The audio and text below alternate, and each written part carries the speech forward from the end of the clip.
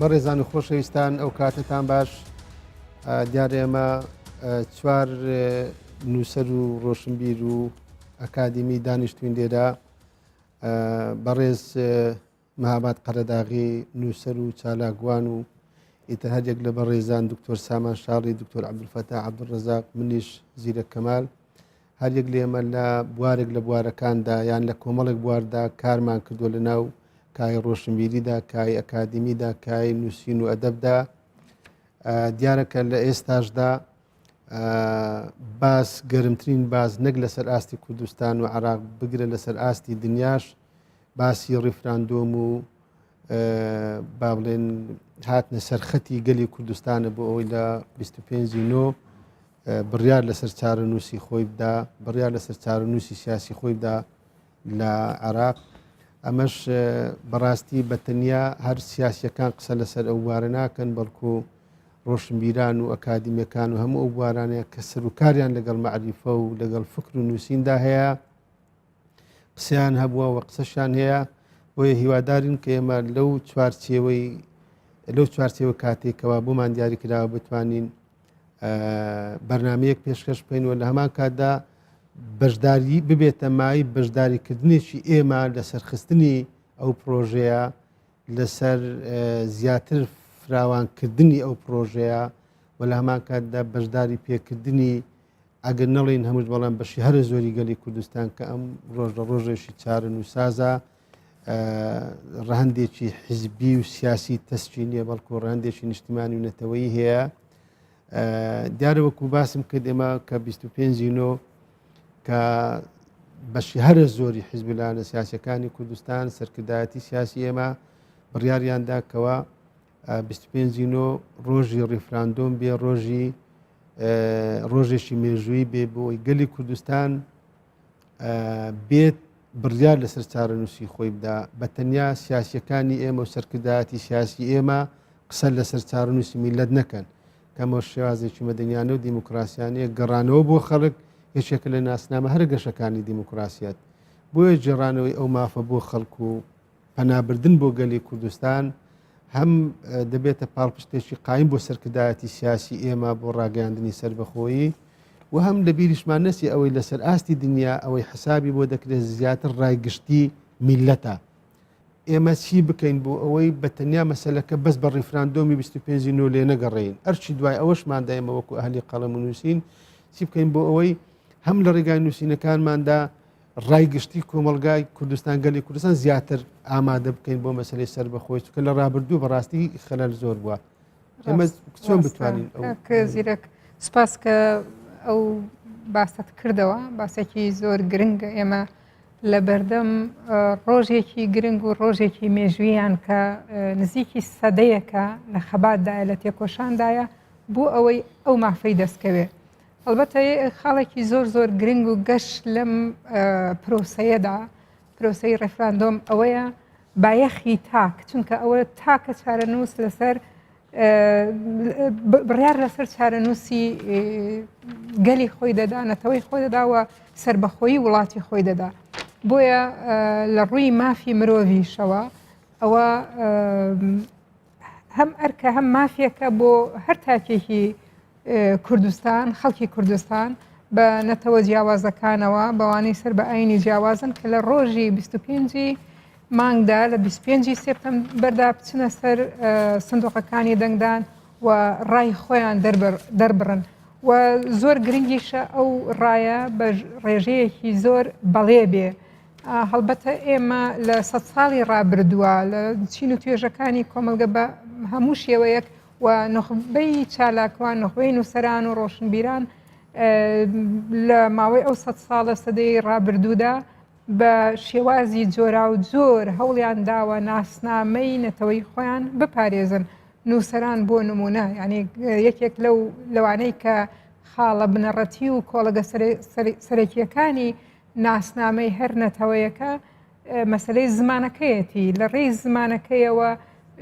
نووسەران و ڕۆشنبیران و ڕۆژنامە نووسان ئەمانە توانیویانە یەکێ لە کۆڵەگە هەرە سەرەکیەکانی ناسنامەی نەتەوەی کورد بپارێزن و گەشەی پێ بدەن لە ڕێگەی ئەو نووسینانەوە توانراوە گەشەی پێ بدرێ ئێمە لە هەستی نەتەوەی و هۆشیاری نەتەوەیش بەشێکی زۆری کە ئەوەی کە تا ئێستا دروست بووە نووسەران و ڕۆشنبیران ڕۆڵێکی سەرەکیان بینیوە لە دروستکردنی ئەو هەستەنەتەوەیە و لە سەرەتای دروستکردنی ئەو هۆشیارێنەتەوەیە. بۆ نمونە ئێمە دەبینین لە 400 ساڵ پێش ئێستاوە ئەحمەدی خانی لە یەکێک لە شاکارەکانیا کە مەموزینە نەک تەنیا هەستینەتەوەی بەڵکو هۆشیاری نەتەوەی بۆ دروستکردنی دەوڵەت و ئەو کەم و کوڕیانەی کە لە ناو میلەتی کووردا هەبووە ئەوەی کە ناکۆکی و ناتەبایی خستوێتێ بەڕەخنە لە ڕێگای شعرەکانیەوە لە دەربڕینی مەموزیندا دەبینی لە زۆر شوێندا باسی ئەوە دەکا کە کورد ئەگەر یەک بێ و ئەگەر قیادەیەکی هاوبەشی هەبێ و ئەگەر هەوڵ بدا بۆ دروستکردنی دەوڵەتێ ئەنی ئێمە دەبینین هەستی نەتەوەی هۆشیاری نەتەوەی لای نووسەری کورد لای شاعری کورد لە چەندین سەدە پێش ئێستاوە دروست بووە و هەوڵی داوە ئەو هەستە لە ناو کۆمەڵگەیە بوروژێنێ و خەڵکی لە دەور کۆکاتەوە و بە تایبەتیش ئەوە خاڵێکی زۆر گرنگە کە تەنانەت ئەو کاتە باس لەوە دەکا کە چۆن دەبێ دەوڵەتێکت هەبێ و قوارەیەکی سربەخۆت هەبێ کە شاعران و نووسەرانی پاش ئەویش یانی لە سەدەکانی دوای ئەوەش هەمان هەست لەلایەن دروست ئەبێ. دەبینین لە سەرەتای سەدەی بیستەمیشەوە لە لای پیرەمێرد لە لای حاجی قادری کۆیی لە لای زۆر لە نووسەران و شاعرانی دیکە ئەم هەستە و ئەم هوشیاریە هەبووە و هەوڵ دراوە لە ناو کۆمەڵگەیە ئەمە بەرجەستە بکرێ و درێژەی ئەم هەڵوێست و هەوڵانە لە لای زۆربەی هەرە زۆری شاعران نووسەرانی سەدەی بیستەم و سەدەی 21یشی ئێستا بەردەوامە. من پێم وایە ڕەنگە ناتەبایی سیاسی یەکێک لە هۆکارەکان بێ کە جاروبار و لە قۆناغی جیاوازدا ئەم هەستەیە ئەم هۆشیاریەیە هەڵوێستی نووسەران جاری وا هەیە کەس بۆ جاری وا هەیە دابش بووە. بەڵام مەسلەی سربەخۆیی کوردستان من هەمیشە ئەوە وتووە نەخشەی کوردستانێکی سربەخۆ لە ناو مێشکی هەموو تاکێکی کووردا بە تایبەتی لە ناو نخبەی ڕۆشنبیراندا چەسپیوە و کاری بۆ دەکەم. زۆر جار پرسیارێک لای ئێمە دروست دەبێت بە تایبەتی لەو کاتێکەوە سەرکردایەتی سیاسی و حیزبەکانی کوردستاندا لە کۆبوونەوەیەکی تایبەتدا بڕیاریان لەسەر ڕێفراندۆمدا پرسیارێک دروست دەبێت. باشە میلەتێک بڕیاری داوە چارەنووسی خۆی تاقی بکاتەوە بڕیار لەسەر چارەنووسی خۆی بدا. ئەم هەموو هاتنە سەرخەتی وڵاتانی دنیا وڵاتانی ئیقلیمی دوژمنی کۆن و نوێ هەمووی هاتووەتە سەرخەت. دکتۆر گیان بەو پێکە جەنابێت لەو بوارەدا شارەزایەکی باش تێ لە ڕووی ئەکادیمی ئایا مەسەلەی ڕیفراندۆم وەکو مێژووی ڕیفراندۆم ئێمە دەزانین سەر بە دنیای مۆدێرنەیە لە دوای لەدایکبوونی مۆدێرنە ڕیفراندۆم هاتووە بۆ شکڵخاونێ یعنی ئایا ئێستا میلەتانی دنیاش یعنی باسییان لەسەر ڕیفراندۆمە بە ڕیفراندۆمیان کردووە ڕاپرسیان کردووە لەسەر چارەنووسی خۆیان با بڵێن ڕایان هەبووە. دەکرێت ئەگەر ئێمە نەیکەینە سەردێشی مێژووی باسی مێژووی ڕیفراندۆم بکەین بەڵام باسی ئەو پەرچەکردارە بەهێزە بکەین لەسەر ئاستی دنیا لە دژی ڕیفراندۆمی هەرێمی کوردستان لە شوێوە سەرچاوی گرتووە چونکە ئەمە لەسەر ئاستی ناوخۆیی بەڕاستی بە وەکو عەرەبی دەڵێن ئیستیغلال کراوە بۆ ترساندنی خەڵک بۆ دوورخستنەوەی خەڵک. لە کاتێکدا من دیسا دەیڵێمەوە لەسەر ئاستی دنیا بڵێ ئەگەر نەک میلەتێک بەگشتی توێژێشی کۆمەلگا وەرزشوانان شاعیران نووسەران کرێکاران مامۆستایان فەرمانبەران بیانەوێ ڕاپرسیەک بکەن کەەوە ناسێتە چوارچێوەی ڕیفراندۆم کە جیاوازی هەیە لەسەر ئاستی دنیا پێشوازی لێ دەکرێت. ئەمە ئەو میلەتانی دنیاش کە ڕیفراندۆمیان کردووە ئاوا دووچاری ئەو پەرچەکردارە بەهێزە بوونەوە لەلایەن دوژمنانی خۆیان. زۆر سپاس. ئەگەر سەیری با نەختی مێژوەکە بۆ بەحسکەم هەوە ڕەفرەندۆم کە کراوە لە مێژووە لە 1946 لە لایبریاکرا کە بەشە بوو لە مستعمەرەی ئەمریکا. لەو وەختەوە هەتا مانگی 5 ئیمساڵ هەم دیسانەوە لە ئەمریکا لە کۆستەریکا کرا بێ بە ویلایەتی 51 یان نەبێت 111 ڕەفرەندەم کراوە. ئەمە مێژوەکەیەتی لە زمانیانە 2005 ژووسراوەی کورد کردی. ئایا ئەوان ژوەکو ئێمە تووشی ئەو سەرێشەیە بوون؟ بەڵێ اینجا قسمێکیان لەم 111 بۆ بە دەوڵەت 53 دەنگیاوە بەنا 25-26 کەش ماوە تووشە وتیانە بەڵێ بەڵام اعترافیان پێ نەکراوە پشتیان نەگیراوە ئەمە کێشایانە 25 دەوڵەت بەڵام ئەوەی کەوتێتی ناخۆی وتێتی نا بەڵام ئەمانی تر 25ەکە کێشەی بۆ دروستکراوە ئەوەی بەڕاستی ئێمە وەکو مافی میلەتێک کە هەموو میلەتێک مافی خۆی هەیە لە ئومەی متحیدا ئەو مافەیانەتە ئێمەش ئەو مافەی خۆمان بەکارهێناوە یعنی حەقی خۆمان وەکو میلەتێک ئەو مافە بەکاربێنی ئەگەر بیتە کورد دوو جار سەر بەخۆیی ئەلان کرد سەری نەگرت بابوو ئەینی شێخ مەحمووە و لە مەهاباتە کەواتە ئەم دوو جارە سەری نەگرتووە یەکسەر دوشمنان هاتوونەتە سەر خەت بووە ئەمی تریشان هەنگاوێکە نزیکە لە ڕەفرەندەمە بەڵام یاسایی خۆی وەرەگرێ لە ڕێگای یاسایی خۆیەوە ئەمانەیە بچین کە میلەتان چۆن تێگات چکە لە مێژوشە 25 جار سربەخۆی ئەلان کراوە یەکسەر هەوڵ دەوڵەت سربەخۆی هەڵگرتووە 1976 ئەمریکا بووە لە بەریتانیا جابەوە لەم 25 دەی سربەخۆی وەرگرتووە بازەکەی کەی تووشی مەشاکیل بووە یعنی ئەوانەش کە یەکسەر ئەلانیان کردووە نەبوون ئەنی ما بەس ئەوەی لێرەدا ئەگەر بێت ئێمە دیالۆگەشی کراوە بکەین یعنی ئەو پرسە کردارێک کە لەلایەن وڵاتانی ئیقلیمی ئەوروپا دروست بووە بەرامبەر بەوە ئەمە یعنی مەسلەیەکی ئاسایی دەبێ وەریگرین نە ئیقلیمی جیایە ئەوان دراوسەکانیان جای لەگەڵ هەر وڵاتێک مەبەستێکی تایبەتی خۆی هەیە دەزانم لە دژاتێکنی ڕفران دەزانین تورکیا شوێی دێشێ ئێران شوێی دێشێ وڵاتانی عەربی هەر کەسێک لەوانە ئەمە تێدەگەین اینجا هەموو پێمان دەڵێن کاتەکەی نەگونجاوە وانە هەموو بەڵام جگەل لە ئێران ئەمانی تریش تورکیا نەوعا تهدیدێکەکە بەڵام وەکو ئێران نییە عراقیش دژێتی نە ئەمریکا نە فەرەنسا نە بەریتانیا نە ئەڵمانیا خەرکە بڵێم عراق ئەهوەترە لە تورکیا و لە ئێران بالضبط اینجا نە ئەم دەوڵەتانە دووشتیان نەوتەوە ئەڵە کاتەکەی نەگوجاوە بەڵام نەوتێتی مەیکە نەوتێتی دژی مەبدەیەن لەگەڵینی وەک کاتەکە نە ئەڵە مەیکە نە ئەڵە دژیم ئەو دوشتە زۆر مهمە پێ ناڵە مەیکە کازانێ بیکە غەڵەتە مافەکەی خۆی لە وڵاتەکانی خۆیان وەنیە دژیشی نییە بەعەلەنی بەس ئەڵە کاتەکە بۆ لەوانەیە بۆ ئەوان نەگوجابێ بۆ خۆشمان لە ناو خۆشمانە ئەوە ڕنگ بێ زۆر جار ئەوە ببوورە ئەو هەندێک جار شت هەڵدەگرێ ئەگەر دکتۆرجان ئێمە قسە لەسەر ئەوە بکەین ئێستا لە هەموو دنیا ژوایە کە پرسێکی سیاسی لە وڵات دێتە گۆڕێ ئەمە دەبێت بە مەسلەیەکی ئاسایی وەری بگرین ئەگەر لەگەڵ و دژیش هەبێ بەڵام هەم بەڵەیەکە لەگەڵەکە منطق بە منطقەوە قسە بکە و هەم ئەوەی کە دژیشە دەبێت بە منطقەوە قسە بکە چکە من زۆر جار ئەوەی بە هەڵێنێت و بم بزانام ڤیکتۆر هۆگۆ دەڵێ بۆی هەیە من بۆچوونەکانم لەگەڵ تۆ یەک نەبێ بەڵام لە پێناو دەربڕینی بۆچوونەکانت بە ئازادی ئامادەم سەری خۆم بەخت بکەم من دیسا دەڵێت دەبێ ئەمە لە ناوخۆشمان دەبە ئاسایی وەری بگرین ئەگەر تۆ نەک هەر لەسەر مەسەلەی ڕیفراندۆم هەر بڕیارێکی سیاسی کە دەدرێ هەر گوتارێکی سیاسی کە دەخرێتە ڕوو ئاساییە کە هەمووی هەر لەگەڵی نەبێت دژیشە بێت کە دنیای دیموکراسیەت هەمووی هەر بەڵێ نییە نەخێریشی تێدا هەمووی هەر با بڵێن یەک ریزی تێدا نییە بۆ هەیە ریزەکان با بڵێن جیاواز بن لەسەر قسەکردن لەسەر بەڵام دیسا من تاکید لەوە دەکەمەوە دەبێت یعنی هەردوو بەرەیەکە بە منطقەوە قسە بکە نەک ڕق و چینە و دوژمنکاری و یەکتری قبول نەکردن وەکو بڵێ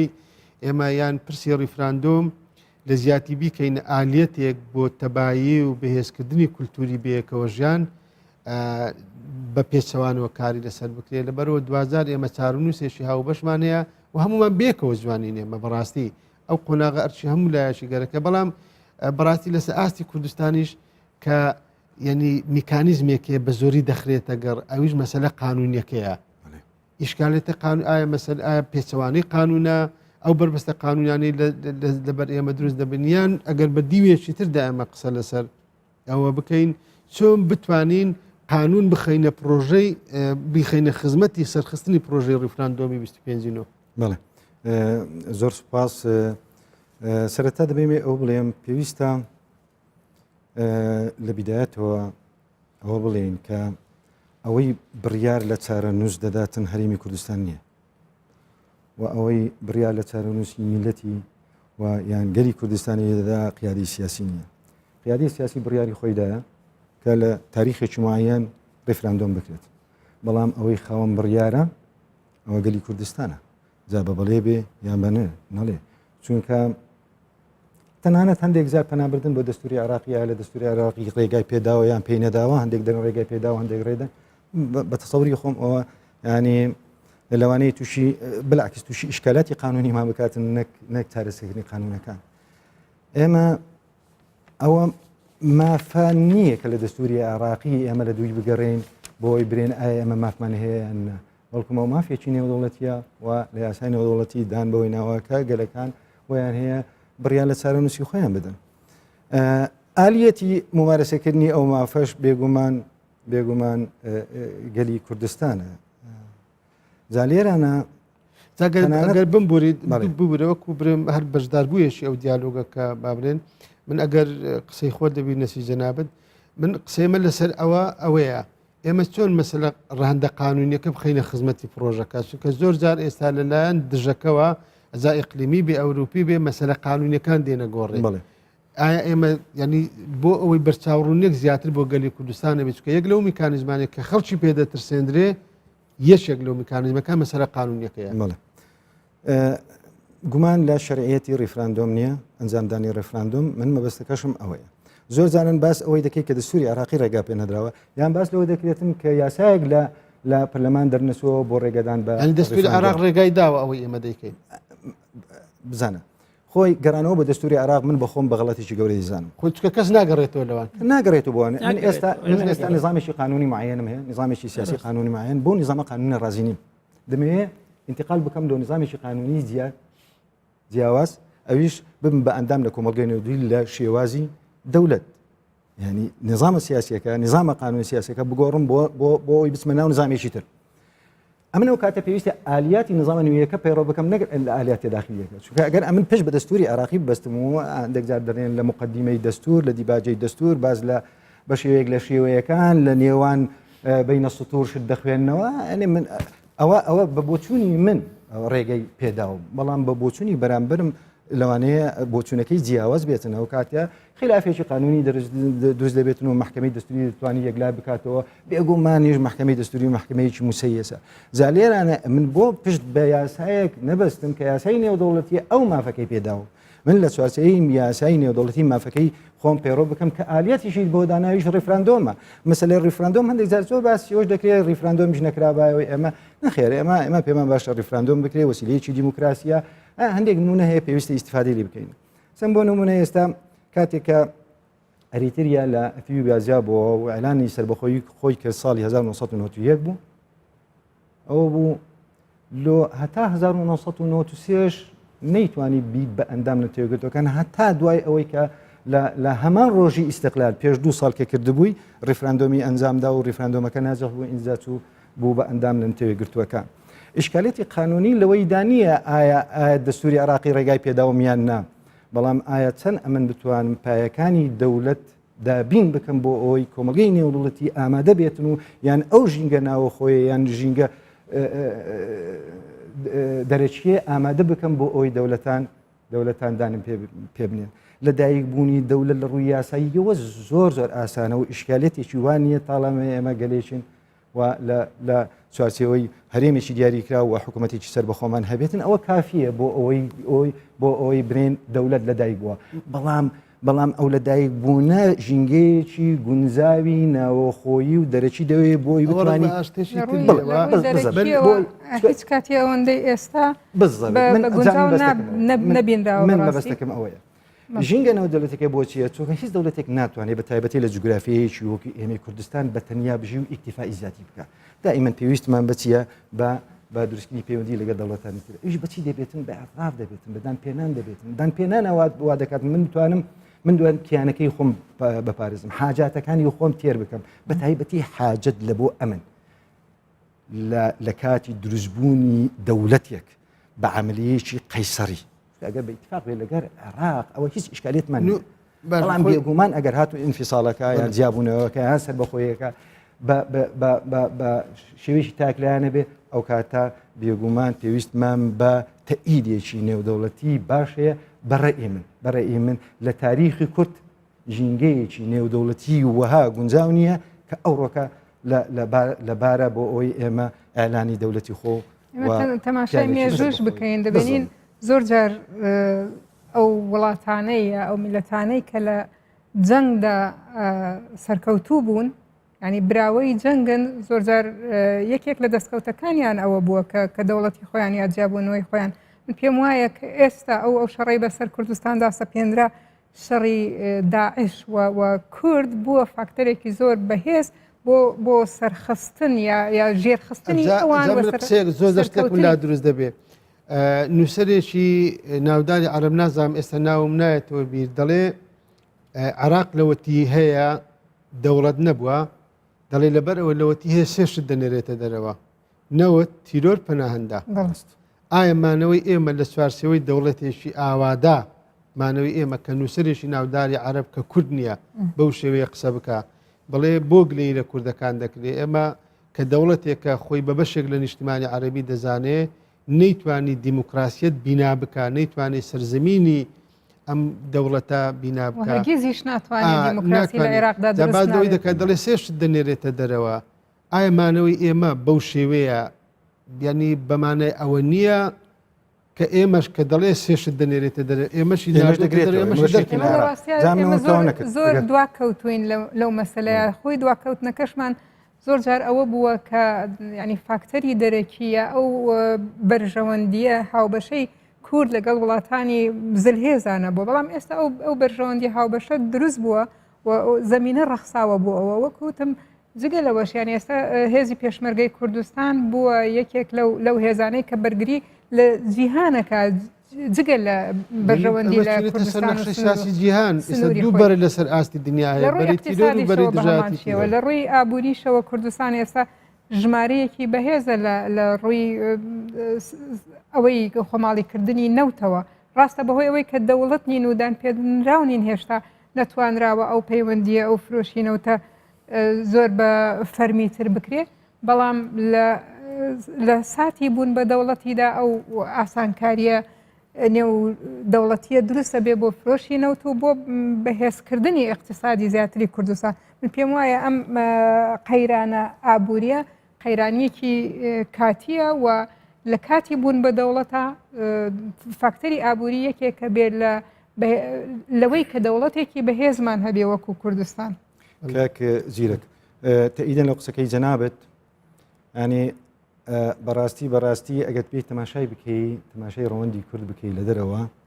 لەوانەیە ینی ئەو خلافەی ئێستا لێرە هێننەوە هەرێمی کوردستان لە دەرەوە نییە ڕاست لە کەرکوچیشەوە بزەبت من مەسەلەکەش مەسلەی هەویەیە زیاتر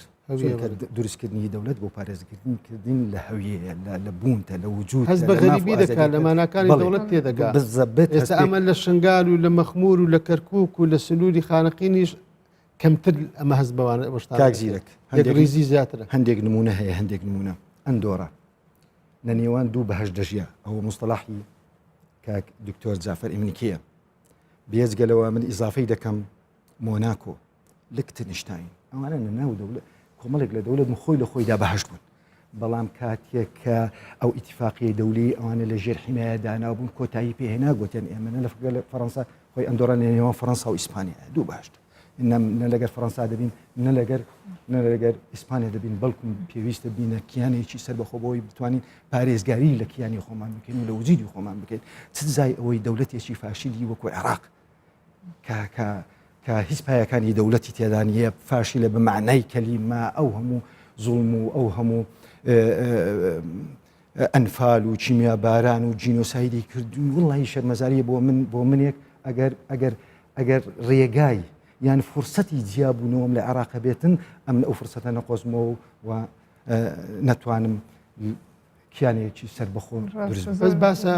زۆر زەر باسی شتێک دەکرێت من لەو ڕۆژانە نووسینی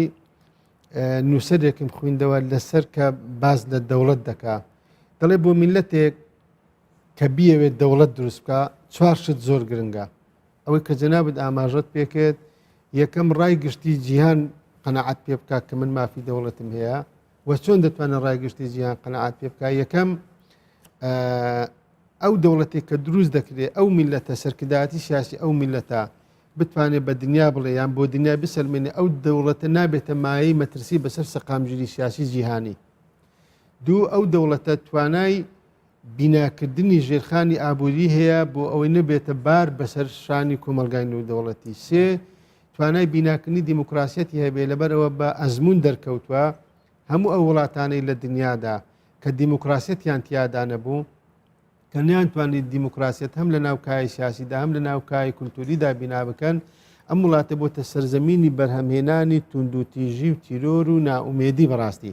ئێستا لە ڕۆژهەڵاتی ناوەڕات لەبەرەوە دیموکراسی لە ناوکای سیاسیدا بینا نەکراوە زیاتر ڕووکەشانە بووە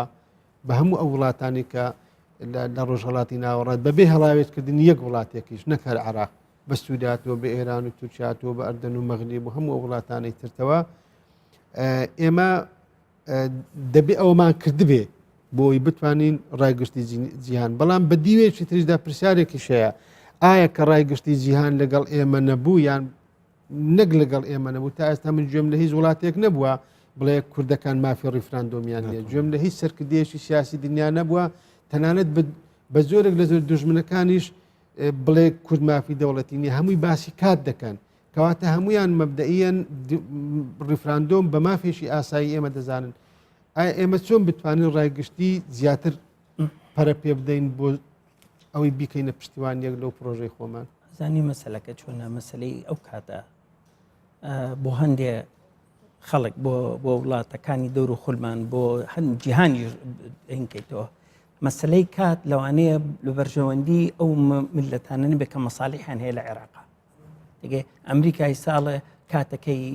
زۆر چکە ئەمریکا ئێوە عێراقێک مێنێتەوە ئێوە عەبادی ئینتیخاب کرێتەوە بۆیە کاتەکە لێ بەڵام کە لێ پرسی بڵێ کاتەکەی کەیە تۆ پێم بڵێ من تەجیلەکەم بۆ 2 ساڵێکە بەڵام زەمانەتێکم بەرێ دوای 2 ساڵەکە تۆ تەبەنامەکەی تۆ پشگیری مەکەی ئەوە نایەتێ بۆ چکابی بە ماڵ بەسەرەوە نەومێ متحیدەش ئەداتێ نە عێراق خۆی ئەداتێ نە دەوڵەتەکانی کە ئەداتێ ئەم کاتێک کە بەحسەکەین بۆ چێ گونجاو بێ کە ئێستا بەیان دەرەکەن ئەڵەن کاتەکە گونجاو نییە بۆ چێ گونجاو بێ بۆ دەوڵەت دەوەرەکانی دەور و خولمان یان بۆ ناوخۆ ئەگەر کاتەکە بۆ ناوخۆ بمانەوێ دەوڵەتێکی مؤسساتی بێ ئابووری بەهێز بێ پەرلەمانێکی بە قووەتی هەبێ شەفافێتی تیا بێ دیموکراسیت لەو بەرێوێ یاسا سەروەر بێ نموزەجی دروستکەین اینجا بڵین ئەچین بەرەو ڕفرەندەم نە لە پێشوانە نە لە دوای ئێمەشەوە ئەو دەوڵەتە نموزەجی دروست نابێت لە عالەمانە ئێستا ئەم چ دەوڵەتێک لە عالەمان نموزەجیە پێم بڵێ ئەمریکا فەرموبزانە 2 حزب کەوتونەتەیەک بەریتانیا هەمان شوێن معارەزە هەیە لە هەموو شوێنەکە لەبەرەوە دەوڵەتی نموزەجی نیە ئەبێ بۆستی هەتاکم کاتەکەی بێت ئەوەیە قسەکە تاوکم ئەمە یەک بۆ ناوخۆکە ئەمە ئەگەر بۆ ناوخۆ بێ ئەگەر بۆ دەوڵەتانی بڵند کاتەکە گونجاو نیە لەبەر دەوڵەتەکانی دەور و خولمان 100 ساڵێکە 200 ساڵێکە ملیۆنە ساڵێکە کات بۆ ئەم دەوڵەتانی دەور و خولت قەت ڕازی نابن کە تۆ دەوڵەتە هەبێ لەبەرەوەی بە کاتەکە ئێمەی میلەتی کورد خۆمان هەڵمەجاردووە و ئێمە بۆ ئێمە باشە بۆ چونکە عێراق زەعیفە ئەو فەرموو سەیری بەغاکە ئێران ئەو هەموو مەشاکلانەی هەیە لە دەگەڵ دەوڵەتەکانی خۆیەوە بە تایبەتی لەگەڵ ئەمریکا و ئیسرائیل تورکیا ئەو مەشاکیلە گەورانەی جگەل لە ناوخۆکان لە منتقەکە سووریا ئەوە وەزعیەتی بەنسبەت ئێمەوە وەکو کورد باشترین کاتی گونجاوە اینجا هەندێک شت هەیە کە بکرێ بڵێ تۆ بەحسی ڕەهەندی کورد لۆبی بە پێی پێویست بۆ ئەم ڕفرەندەمە نەکراوە با بە سەراحەت قسە بکەین بۆ تۆ 4 بازنە لۆبی دەوێ لۆبی ناوخۆ بۆی ماڵەکەیەک بکەی ئێشتام نەگەشتوونەتە تەواوی ئەو ناوخۆیمان بەڵێ بەس پێماگاوی باشنراوە بڵێ لۆبی لەگەڵ عێراقا هەنگاوراوە بەڵام نەگەشتۆتە قەنەعاتێک ئەوە 2 لۆبی لەگەڵ دەوڵەتەکانی دەور و خولمانە زۆر کەزە لۆبی دەرەوە کراوە بەڵام هەندیسان و زەعیفە بۆ چونکە ئێمە ڕەهەندی بەحسی کوردی دەروەی وڵاتەکان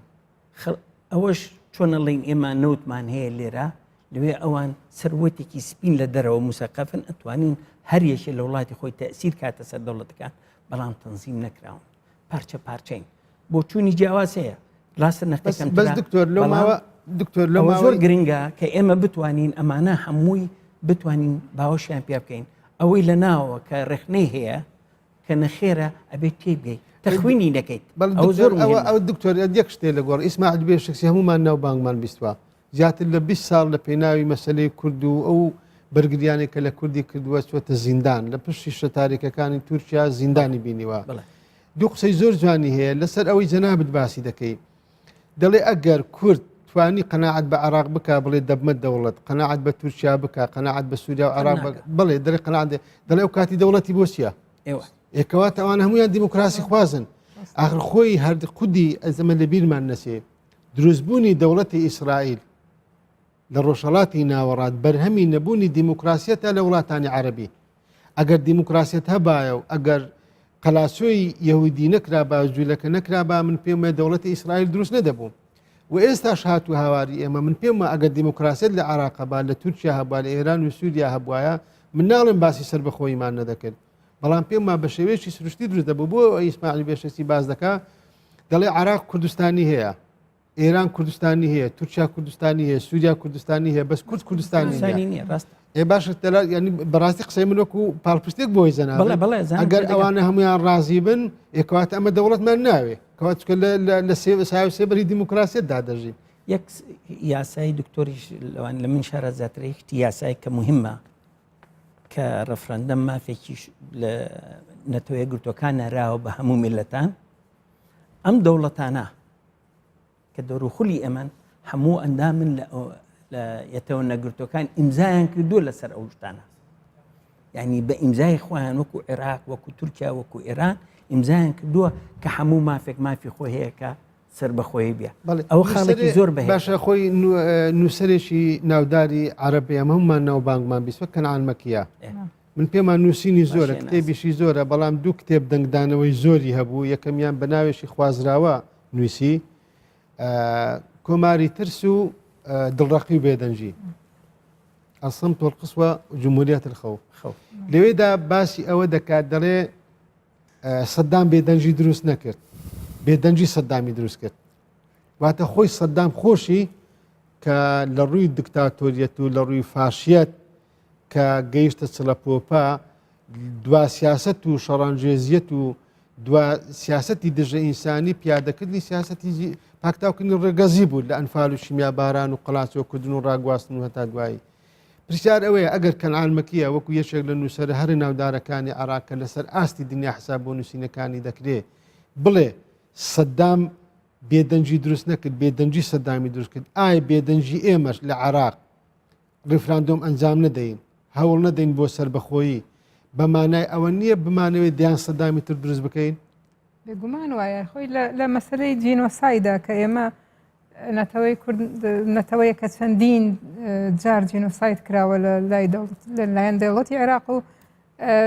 تورکیا و ئەوانەشەوە لە ڕاستیە لە مەسلەی جینۆسایدا یەکێک لەو میلەتانەیە ئەو نەتەوانەی کە جینۆساید کراون بنمونە لە هۆلۆکۆست بووە مەسەن هۆلۆکۆستی جوولەکە بووە لە کاتی جەنگی جیهانی دووەما کە کراوە ڕاستیە زۆربەی ئەو لێکۆڵینەوانەی کە لەسەر جینۆسایدی هۆلۆکۆست کراون باس لەوە ئەکەن کە سێ ڕەهەند هەیە ینی قوربانیەکەیە و جەلادەکەیە ئەو کەسەی کە جینۆسایدەکە دەکا ئەوانەی کە جینۆسایدەکە دەکەن و لایەنی سێم کە زۆربەیە ئەوانن کە بێدەنگن و هیچ هەڵوێستێکیان نییە کە بەقەدەر ئەوانەی کە هیچ هەڵوێستێکیان نییە بەقەدەر ئەوانە تاوانبار حسابی بۆ ئەکرێت کە جینۆسایدەکە ئەکەن چونکە لە کات کە تۆ هەڵوێست وەرنەگری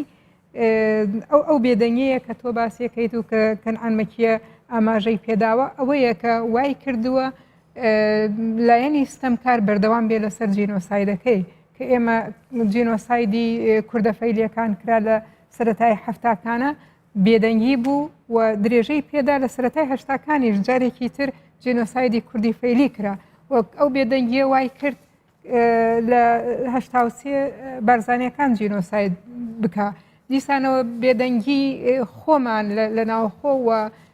دەوڵەتانی دراوسێ و دەوڵەتە مسلمانەکان و هەموو ینی دەوڵەتانی جیهان ئەو بێدەنگی وای کرد لە 1970 جارێکی تر زۆر مەترسیدار جینۆسایدی تەواوی کوردستان بکات ینی سەدام فعلا ئەو بێدەنگیە وا دەکات جینۆساید بەردەوام بێ و لە یەکێ لەو کتێبانەی لێکۆڵینەوەیە کە لەسەر هۆلۆکۆستە باسی ئەوە کاڵێ ئەمریکیەکان لە کاتی جەنگی جیهانی دووەمە نەیانتوانی هیچ بۆ خوشکوبراکانی خۆیان بکەن کە جینۆساید دەکرا جولەکەکان کە لە ئەڵمانیا و لە وڵاتانی کە ئەڵمانیا داگیری کردبوو ئەوە وای کرد لە دوای تەواوبوونی جەنگ ینی ئەو هەست بە گوناهی کە نەیانتوانی لەو کاتەیە هیچ بکەن و بکەن تەواوی وزەی مادی و معنەوی خۆیان بەکاربێنن لەوەی دەوڵەتی ئیسرائیل دروست بکەن ئێمە وەکو کورد بەڕاستی ینی لە ڕاستی ئێمە لە شۆڕژدا بووین ئەوە نەبێت کە لە کاتێ جینۆساید کراوین هیچمان نەکردبێ بەڵام ئەو هەڵوێستانە هەمووی لاواز بوون و بۆ ئەوەی کە ئێمە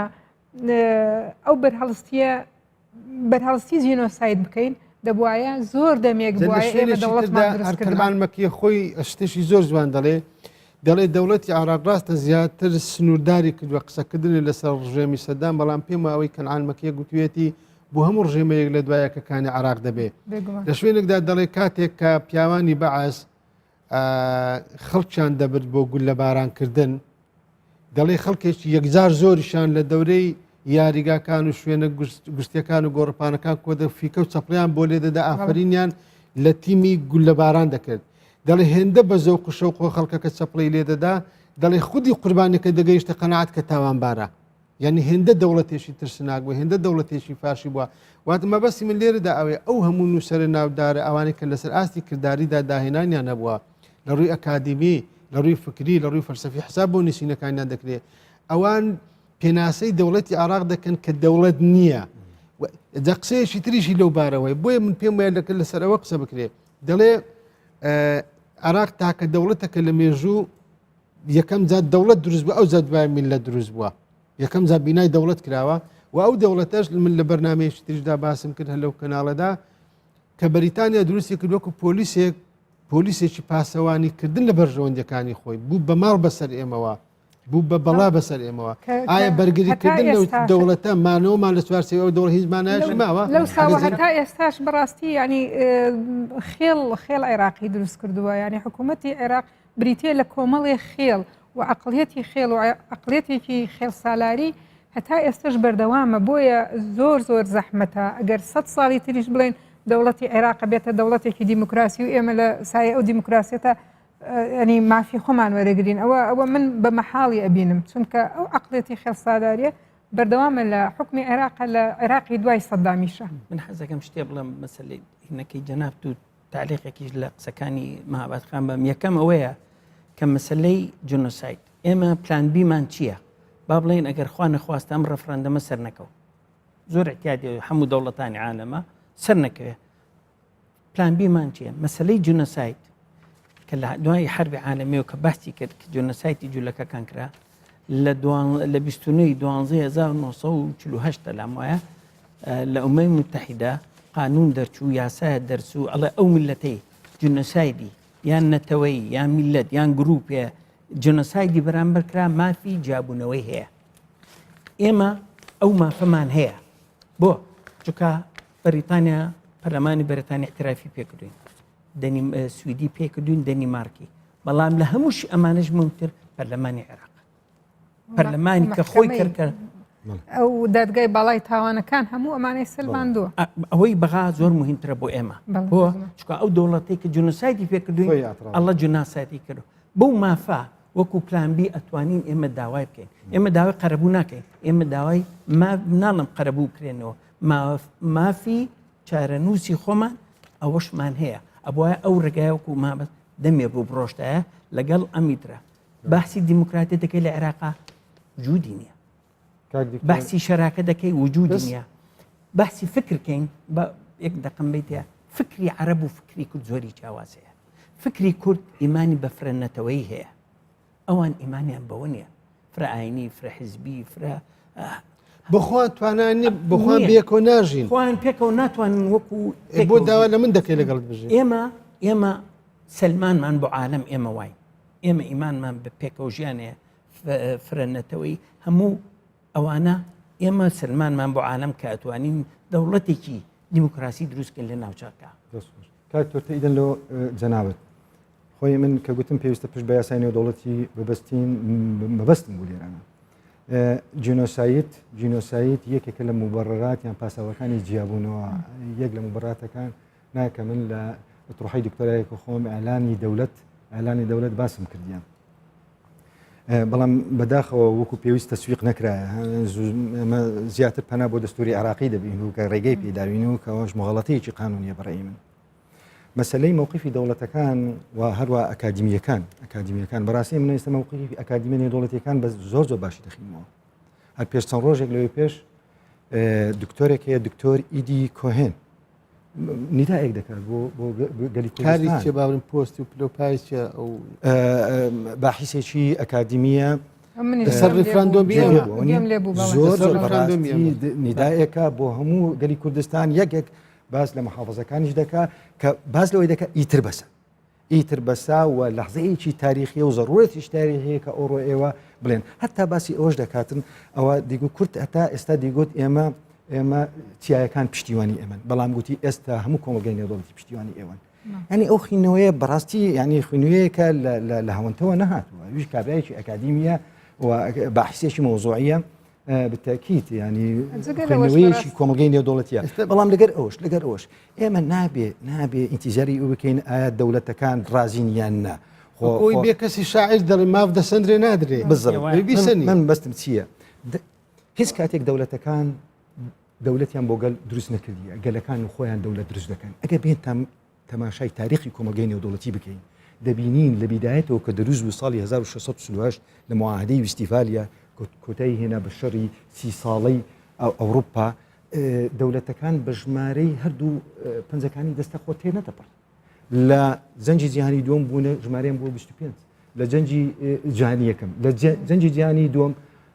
و پاش دروستبوونی نەتەوەی گرتوەکان لە لەحزەی دروستبوونی نەتەوەی گرتوەکان 51 دەوڵەت ئێستا پاش ئەوەی کە مۆنتینیگرۆ و پاشان لە 2008 پاشان لە 2011 جنوبی سوودان ژماری دەوڵەتەکان بوویتە 193 دەوڵەت بێجگە لە کۆسۆفۆ کاتە ئەسە نەبوویتە ئەوە چیمان پێ دەڵێت ئەوە پێمان دەڵێن دامەزراندنی دەوڵەت و لەدایکبوونی دەوڵەت لەسەر ئیرادەی دەوڵەتەکان ڕانەوەستا ئەگەر لەسەر ئیرادەی دەوڵەتەکان ئەو کاتە قبولی دروستکردنی دەوڵەت ئێمە ئەگەر بەرچاوڕوونیەک بۆ خەڵک هەبێ بە تایبەت نازەم ئەگەر جەنابەت باز لەوە دەکرێت ئەگەر بێت و ئێمە ئەگەر ڕیفراندۆم لە ناوچە داگیرکراوەکان من پێم وانە چکە هەمووی هەڵەیە کێشە لەسەر و تعریفکرا و نازانەوە نیە ناوچە داگیرکراوەکان بوونەوانە تا بە خوێنی پێشمەرگە ئازاد کراون ئێستا یەکێک لەو بیانوانەی کە بەداخەوە لەسەر ئاستی ناوخۆیشماندا قسەی لەسەر دەکرێت کە ئەوەیە ناوچەدا بڕێنراوەکان بە هیچ پاساوێکی قانونی بۆیان نییە لە چوارچەوەی بۆیان نیە لە چوارچەوەی پرۆژەی ڕیفراندۆمدا بەشدار بوون. بڵێ ئەوەش دیسان لەوانەیە لە چوارچەوەی یان تێگەیشتنیەکی قانونی ورد نییە ئەوەی پێویست و مادە 140 دروست بکاتن سڵتەی تەنفیزی عراقی بوو کە دەبوایە لە سیویەکی کانونی یەکەمی 2007 ئیلتزامەکەی خۆی جێبەجێ نەکرد ئەوەی تەمەڵوسی لە ئیلتزامەکەی کردی و ئیلتزامەکەی جێبەجێ نەکردنیە بەبێ دەستوری عراقی حکوومەتی عراقیە و دەسەڵاتی تەنفیزی عراقیە کەواتە ئەوەی لۆمە بکرێ کاتە ئێستا یەکلایی نەکرایتەوە هەر حکوومەتی عراقیە ئیستفتاکردن لەو منتیقانە بە شێوەیەک لە شێوەیەکان هەر ئەو ئیستفتاەیە کە پێویستە بە پێی مادە 140 بکرێت باشە خۆی زۆر جارستا شتێک ئەگەر قسەی لەسەر بکرێت تەماشا دەکەین لە چوارچێوەی عراقدا و تووشیا سووریاش ئەو ڕێکخراوانی بەناوی ڕێکخراوی کۆمەلگای مەدەنی کە پێم وانە هیچ شتێکە بێ لە سەرزەمینی واقعدا ڕێکخراوی کۆمەلگای مەدەنی بی ئەوانش خراونەتە گەڕ بۆ دژایەتیکردنی پرسی ڕیفراندۆم و سەربەخۆی کوردستان ئایا ئێمە چ بکەین بۆی ڕێکخراوەکانی کۆمەلگای مەدەنی ئێمە من پێم وایە سەرڕای تێبینی و ڕخنەمان کە هەیە لەسەریان بەڵام بەڕاستی کۆمەڵێک ناوەندی چالاکی ژنان و ئافرەتانمان هەیە کۆمەڵێک نووسری ناودارمان هەیە ڕۆژنامە نووس و دەستگای ڕاگەانی چالاکمان هەیە چۆن بتوانین ئێمە دەورمان زیاتر بی بۆ سەرخستنی و پرۆژەیە وڵای تاکسیرەک پێشەوەی باسی ئەوە بکەین من ملا حەزەم لەسەر قسەیەکی جەنابەت هەبوو کە تا ڕادەیەکی زۆر پێت ئاسایی بوو کە دەنگی نەخێریش دەتوانێت هەبێ و یعنی ئەمە بەڕاستی لە پرسی سربەخۆیی کوردستاندا یعنی ئەوە بە هیچ شێوەیەک منطقی نییە. یعنی باسی ئەوەمان کرد کە نەتەوەی ئێمە چەندین جار جینۆسایت کراوە و باسی ئەوەمان کرد کە لە سەدەیەک هەوڵی ئەوەی داوە و شۆڕشەکان هەموو لە پێناوی ئەوەدا بوونە کە بۆ دەوڵەت بووە ڕاستە لە قۆناغی جیاوازی شۆڕشەکان و خەباتی ڕزگاری خوازی نەتەوەی کووردا ئەو ئامانجانە گۆڕانی بەسەرا هاتووە بەڵام وەکووتمان لەسەر ئەو نەخشەی سربەخۆی کوردستانە لە مێشکی هەموو کوردێکە هەیە. من نەم بە منطقی ئەزانم و نەش پێم وایە ئەوە ویستێکی خۆڕسکی کووردە کە بڵێ نەخێر بۆ سربەخۆی. بەوەی دەبینم کە دەستێوەردانی وڵاتانی دراوسەیە و هەوڵێکە و بربەست دروستکردنە بۆ ڕێفراندۆم و بۆ سربەخۆیی نەتەوەی ئێمە. بۆیە من بە ئاسایی نایبینم ملاحەزەم لەسەر قسەیە هەبوو. ئەمە ناچێتە چوارچێوەی دیموکراسیەتە و ڕای ئازادەوە بەڕاستی. ینی زۆر جار ینی تۆ چۆن ئەبێ بۆ نمونە کە ژن بێ داوای ئەوە بک ژن بە کۆیلەتی بمێنێتەوە. ئەگەر تێبینیت کردێ دەرفەتم دەی گوتومە لەگەڵبوون و دژ باسی پرەنسیپە مەبدەیەکەم کرد. من لەگەڵ شتێکم دەبێ منطقەوە قسەی لەسەر بکەم و لەگەڵیشنم دەوی بە منطقەوە قسە بکەم. منش هیچ بە منطقی نازانم کەسێک بڵێ سربەخۆیم ناوێ. من بە هیچ بە منطقی نازانم تۆ بڵێ کۆمەلگا بتۆقینی لە ڕێگای ڕاگەیاندن نەکەی دەخورێن دەرگامان لێدا دەخرێت جینۆساید دەکرێت ئەنفای دەکرێت. باشە ئەو هەموو ترسێ بڵاو دەکرێتەوە گەر بمبووری. باشە خۆ من لە بەرنمەیەکی جاگو باشە شۆڕشی ئەیلول داوای حکمی ذاتی دەکرد. باشە پلانی نێو وڵاتانی عەرەبی هەموو لی گەلە کۆمەشیان کرد. لە هەشتاوەش کە ئێمە ئەنفال کراین دروشمی ناوەندی هەموو حیزبولایەنە سیاسەکان دیموکراسی بۆ عێراق ئەو زە دوای مافی بڕیاردانی چارونش حکمی کەواتە قسەی ئێمە دوژمنانی ئێمە هەر کاتێک ئەگەر بیانێ لە ناومان دەبن. من ئەگەر تعلیقێ بەم لەسەر ئەو قسەی مەسەلەی دەنگی ناڕازایی هەیە ناڕازایی هەیە جارێ لەم ڕەفرەندۆمە منطقە ناکۆکەکان ئەوانە تورکمانی تیا عەرەبی تیا ئەوانە زۆر دەنگت هەیە ئەوەیە لە ناخۆشە خەڵک هەیە ناڕازیەکە لە چییە تووڕەنیە لە گەلەکەی لە نیشتیمانەکەی تووڕێ لە حیزبەکان جا توا باە قسە بکەم ئەگەر یەکسانم بیتە تەواو وەختەکە باشت بڵم کاتێک تەواو بووە من یەکش دەڵێم تەنیا سربەخۆی کوردستانە ئەتوانێت قەرەبووی شەهیدانی کوردستان و ئەنفالەکان. من پێم وایە وڵاتێک کە کوردستانە قسەیمە لەسەر باشووری کوردستانە نیوەی دانیشتوانەکەی لەوەتی بە عێراق لەکێنراوە شەهید و قوربانیە. من پێم وایە وڵاتێک دوور لە دەستەواژەی ئەدەبی تیایدا فەرهاد بە قوڵنگ شاخی تاشی بێ میلەتێک وڵاتێک کە تیایدا یەکەم جار کشتتوکاڵی تیادا دۆزرا بێتەوە 400 ساڵ پێش ئێستا پیرێشی ئەدەبی وەکو خانی باسی دەوڵەتی کردبێ بەڕاستی دەبێ لەوە تێ بگەین هەموو هەوڵ و توانایەکمان بۆ ئەوە بێکەمە 25 ڕۆ سندوقەکانی دەنگدان بڕۆین لەبەرچی نووسەرە عەرەبەکان خوان ئێستا هاتوونەتە سەرخەت دەڵێ ئەگەر عەبدوڕەحمان ڕاشد دەڵێ ئەگەر هەموو دنیا کۆ بێتەوە هەموو میلەتان هەموو ئاینەکان هەموو بیر و باوەڕە جیاوازەکە کۆ ببنەوە بۆ ناشتنی شەڕ کۆتایی پێبێ عێراق دروستی دەکاتەوە کەواتەمانەوە لە سای دەوڵەتێکی ئاوا کەواتەمانەوە لە سای دەوڵەتێک کە بە درێژایی مێژوو من هەموو ئەزمونێکم لەگەڵ تاقی کردەوە من لە هەموو بوارەکاندا کارم کرد لەگەڵی لە بیناکردنی دەوڵەتی عێراق پۆستی جیازیام هەبووە نەک لە دوای 2003 ڕوخانی سەدام بەڵکو لە هەموو بارەکاندا ئایا چ پاساوێک ماوە بوومانەوە ئێمە لە چوارچێوەی دەوڵەتی عێراق هیوادارن ئێمە ئەو بەرنامەی ئێمە ئەو چوار بە ڕێزەشمان کە باڵین کە لێرە دانیشتوین بەرنامەکەمان چوبێتە چوارچێوەی خزمەتکردنێک بەو پرۆژەیە لەبەرەوە هەنگاونان ڕووە و سربەخۆیی گەڕانەوە لێ کارەساتە و دەبێ ئەو حەقەتەش بڵێن میانمار ئێستا لە میانمار کەمینەیەک ڕەشەکوش دەکرێت لەبەر ئەوە دەوڵەتیان نییە کەس لەسەرن هەڵناداتێ دیسا دێڵێمەوە کوێت کۆمەڵێک ڕەشماڵ نشین بوون بەڵام لەبەر کە بوون بە دەوڵەت کە عێراق پەلاماریدا هەموو دنیا هاتە سەرخەت جا بۆیە زەڕوریە پێش هەموو شتێک هەوڵ دەین بۆ بین بە ئەندامن توێگرتوەکان کاتێکگەل لانی سەر بخۆین. پێم خۆشە کۆتایی بەڵێ. بەرنامەکە بە یەک کۆپلەی بچووک لە شعر کە دەڵێم یەکەم هەناسەم تۆ پێت بەخشیوم، یەکەمین عەشقم تۆ بووی کوردستان، بۆ سربەخۆییت دەنگت لێم دەوێ، دەنگ چییە قوربان، خۆ من لەوەتی خۆمم ناسیوە، پێشمەرگەی تۆم و ئامادە بوومە پێت ببەخشم گیان. دەستخۆش.